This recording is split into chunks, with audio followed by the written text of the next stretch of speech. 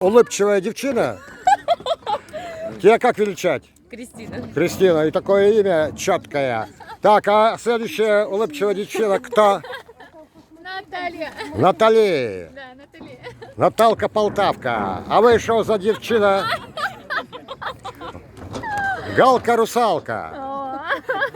Вы кто? Ого, это было про меня. Кто? Надежда. Надежда, мой компас земной, да?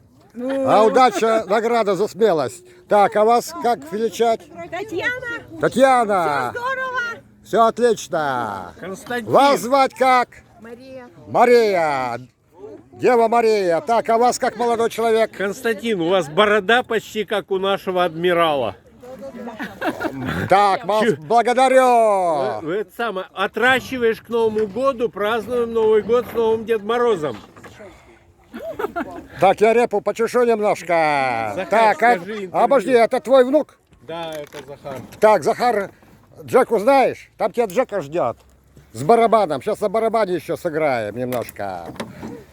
Так, а вас, девушка, как величать? Вероника. Вероника. Отлично, Вероника. А вас, молодой человек, как величать? Можно это взять? Илья Муромец, да? Сказки Илья Муромец. Илья Иванович, посмотри сюда, пожалуйста. Так, ну-ка немножко так вот. Так, Миша. Ой ты, Русь моя родная, хаты в ризах образах.